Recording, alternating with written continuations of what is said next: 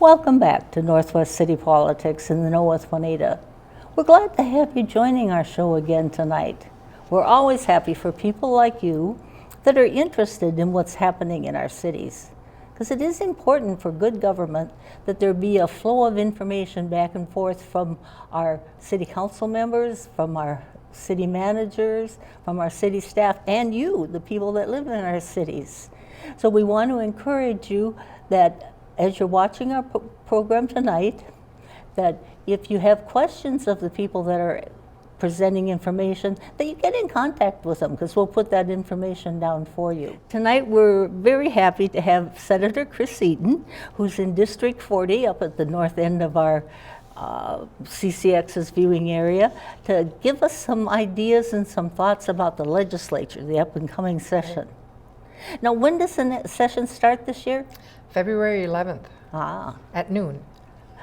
And why don't you give a little background information to the people out there about kind of your time in the legislature and up in the northwest part? You're in Brooklyn Center, right?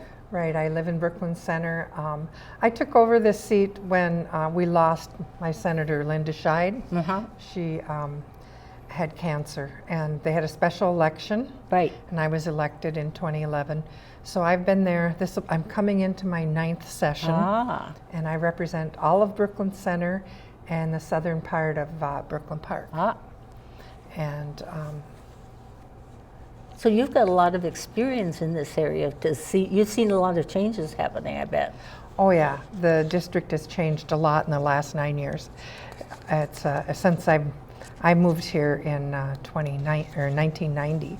So in the last 30 years, I've seen a lot of changes in population and in leadership. And, right. So that's got to be valuable to you as a senator. Yes. It's one of the reasons I like living here. And then what are some things, because I have some specific things, but what are some things that you think people should know about the legislature, the Senate or the House, that they're maybe not aware of? Well, then I'll go over with my questions. Okay. There's 67 senators and twice as many House members, because there's 2 House seats for every Senate district. So there's 132, is that right? Sounds good. I'm not a big math person. 34 House members. And the House and the Senate are both organized a little bit differently, but they have committees, and whichever party has the most members, right, pretty much runs the place and decides what committees you have and who chairs them and what bills are heard. So there's a lot of power in having the majority. There would be, yes. Right now, the House is in the Democrats' hands, and we have Speaker Hortman, who is from this area also, Melissa Hortman. She's doing a tremendous job. And then the Senate is in the Republicans' hands, and so I'm in the minority there. Well, now we'll go through some things kind of about the legislature. I don't think a lot of people are aware that a legislative session is 2 years long, not 1 year long, right? So maybe what kind of actions does the Senate take in the first year of a legislative session, and then we'll go on to the second year. Now, how many legislative sessions has there been since Minnesota became a state? We're going to be starting our 92nd. Oh, wow. You know, and because there's been some special sessions and all that, so it adds up to more. But yeah, this will be our 92nd session. And clearly I wasn't in all of them. And the first year session, the biennium we call it. Right. So the first year we do the budget primarily, because we have to agree on how to spend the state's money so that it can keep operating. If we don't approve a budget, we shut down on June 30th. And that's never good when happens. No. Nobody likes that. So that's supposed to be the main focus of the first year. What happens when things get contentious is people will have a policy issue that they'll tack on to an important spending bill. Sure. And so then do we not have that funding, or do we let this right. policy go through that many people may not agree with? So that's how that all happens with politics. And then the second year is primarily supposed to be a bonding year. Although sometimes we've done a bonding bill in the first year too, but the session we're coming into should primarily be a bonding year. And then do policy issues come up in both years? They tack them on to money in the first year, but there's a lot of policy issues that don't cost, bills that don't cost money that come up this coming session too. And like many other people, there's bills that will be corrections of stuff we passed in the budget year, because there's always, human error. Oh, yeah. There's always things we need to correct, or, well, it came out this way and I meant for it to say that. And so there's a lot of those kind of bills. Now, the end of the 2018 legislative session was slightly less contentious than the session before, right? Yeah, but it was, I think, just as dysfunctional. Essentially, maybe you can talk about what happened and how and where it ended up. Yeah, in order to come to a understanding, well, we didn't have a budget at the end, so we had to go into a special session. Right. And essentially, the majority leader in the Senate and the Speaker in the House and the governor kind of decided what stayed in the bills and what passed and what didn't, which is frustrating to a lot of us who'd worked really hard on those bills, because some of the things that didn't stay in, for instance, the insulin bill that would have provided insulin for somebody who didn't have money or insurance, that got thrown out at the last minute, and things like that. So that was. I think we can do better. And there's people looking at stuff like that, and having more transparent and open committees at the end, so that everybody gets to see how things are flushed out. Because a lot of it's done behind closed doors now, and that's not okay. And then it's done under a pressure of you have to get done by X time, right? Right. So that's the other piece, that they tried from the House perspective to have earlier deadlines, so that we could get things done before, so we weren't always working under the gun, waiting for the clock to run out. But nonetheless, it ended up that way anyway.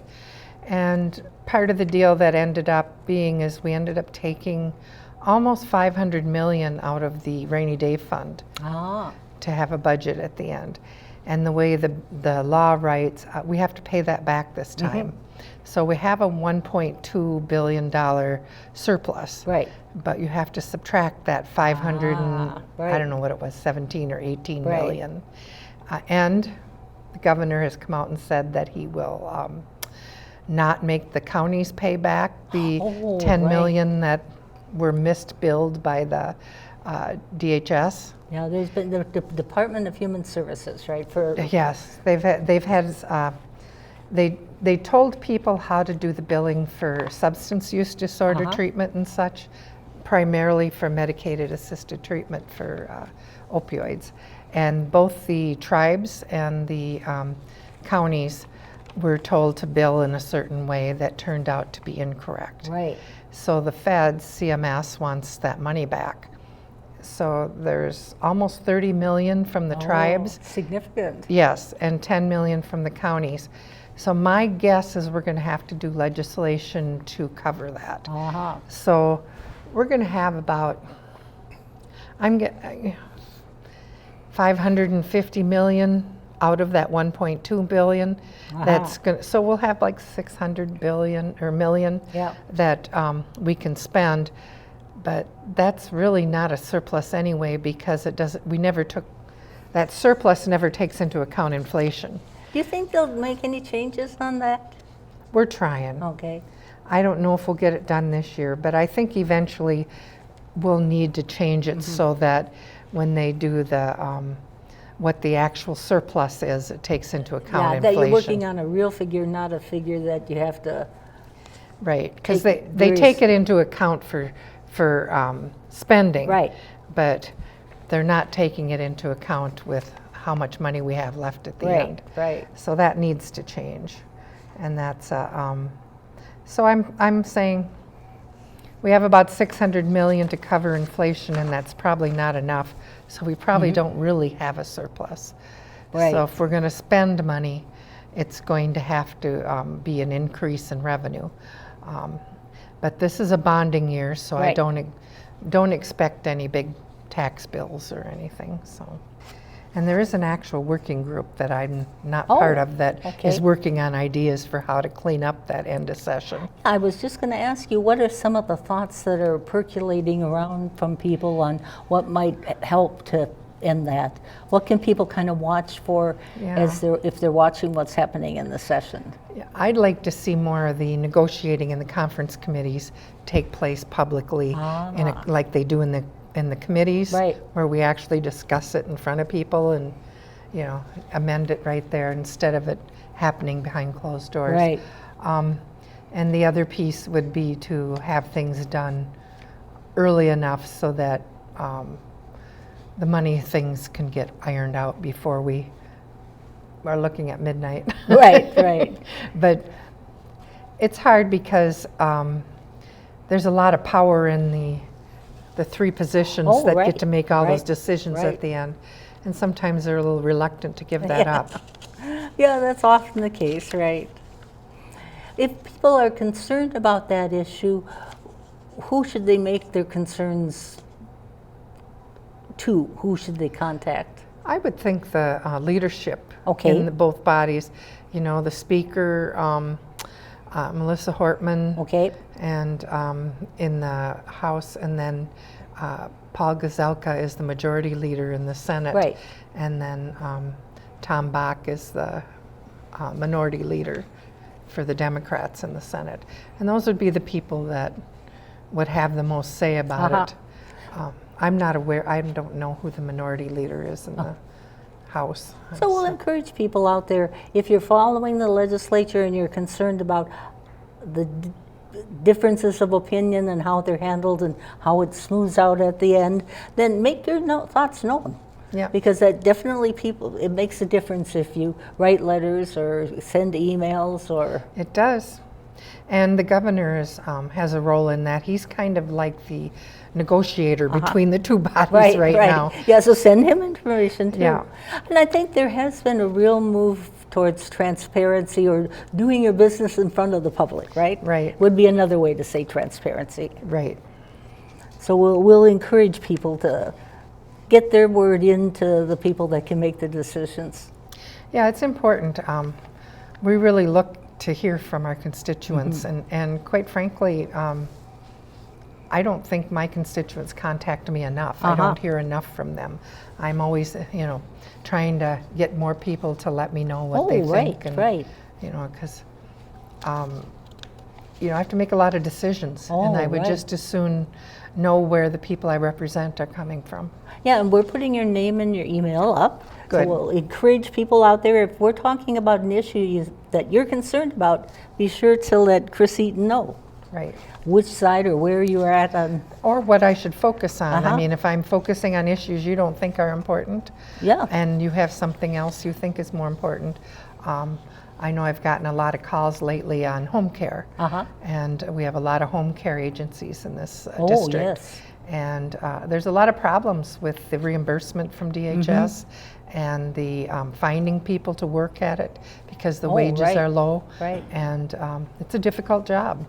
So that's not somewhere I was focusing on, but I am now. I'm working with DHS. They have a work group on it.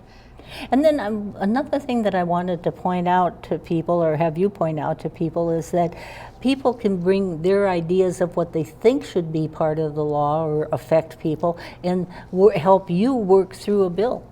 Right, and that happens a lot with legislation that I work on.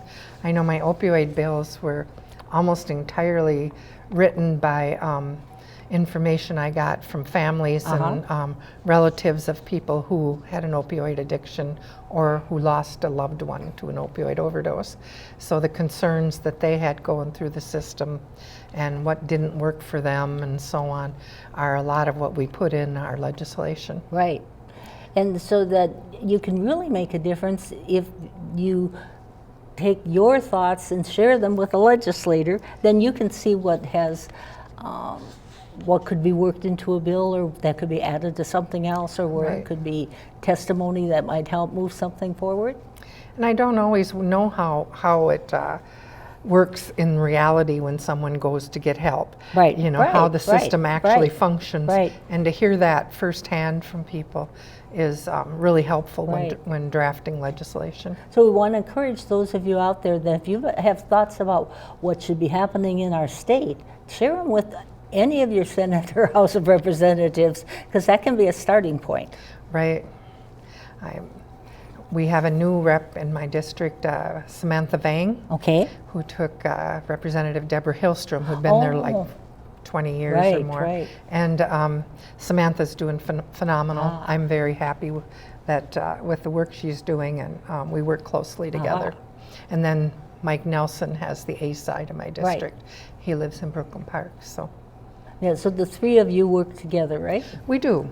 We do a lot of our town hall meetings together, and we pass legislation back and forth, because if you're going to pass a bill, you have to have a companion bill in the other body. Right, yeah, people probably don't know that. Yeah. Right. So I had to find someone to carry my bill in the House.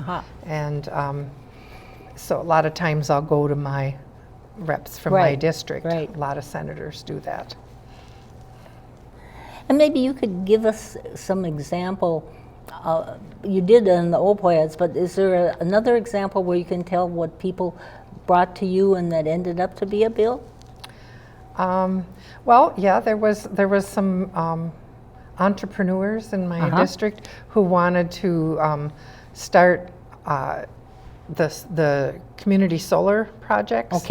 And they would find people to sign on, and those people would help pay for the solar units. And then, but they would take care of, in their business, they would take care of all the maintenance of the solar panels and hooking it up with the electrical company and all that kind of stuff. And we didn't have that capability in Minnesota. So they helped me draft a bill, and I worked with Melissa Hortman, carried it in the House. And so we did the community solar bill. And so now Minnesota has all these solar panel fields out and stuff that, so people can actually, which I do also, I get all my electricity at my home from solar panels. And I contract through them. Right. Now, what's the most effective way for somebody to reach you? What's the best way for people to interact with you? I think probably the most effective is to email me or call my office. I have a legislative assistant named David Gross, and he screens all my calls and picks up all my voicemails and makes sure that I get the people I need to call back, or he'll call you and set up a meeting. I love meeting face-to-face with people, you know, one-on-one. I'm more than happy to do that right here in the community. You know, if you want to meet at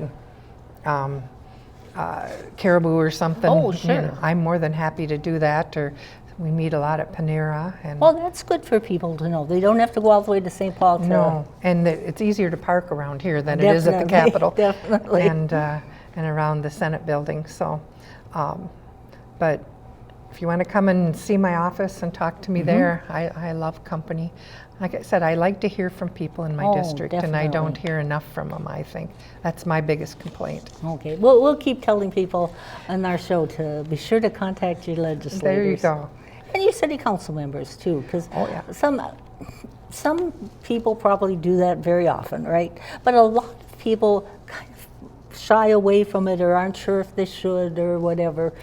Yeah, there's about 20 people that consistently contact me, and I love hearing from them. I mean, I'm not telling them to quit. I'm just saying, but there's not a whole lot of them. Yeah. So if you take the time to contact you, then you're going to have a large impact. Exactly. And I mean, I get maybe 3 actual snail mail letters a session. So boy, do they have an impact. Because not many people take the time That's to actually true. write me a letter. That's true. You know, or even a postcard.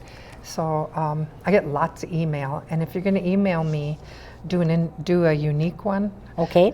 Those copied ones from that, there's like a cause we'll send out and I'll get like 30 of the exact same email. Right. Yeah, send your own thoughts. Yeah, they're not real impactful other than I know there's 30 people in my district who care about that issue, but it's much more impactful individually if it's something you wrote out in your own words. Right, how it affects you. Yes. Will be more impactful. Stories really make a difference. Yeah, because that you can use as you're helping other legislators learn about the impact of a bill that you're carrying. It's one of my strategies to pass a bill is to tell a real life story about it, and that is very effective. Now we'll focus a little bit more on passing a bonding bill is a prime work of what's going to happen in the session in February. Right. What are the requirements for, this is state money, because you can get bonding from cities, you can get money from. There's a lot of different bonding accounts. There's a lot of different places, so we'll focus on the state bonding bill. Well, there's actually 2 or 3 different state bonds. Oh, okay. Well, but we're talking about the GO bonds, the general obligation bonds. Right. And so who gets to apply for those? Well, the general obligation bonds, that means that the debt service, the interest, and all that is paid out of the general fund. Okay. So, and they're guaranteed by the state. And it has to be, the money has to be spent on a project that benefits the public. Okay. And that's specified in law and in the Constitution. So primarily we're looking at state buildings, colleges, campuses, university, state roads and bridges, that type of thing. It's generally, it's not usually something that's just going to benefit one company or one small group or something. It generally has to be something that benefits the public in general. And they also have to mature or be paid off in 20 years. Oh, okay. So, and they're pretty low interest. I don't remember what it's at right now, but it's just over 2%.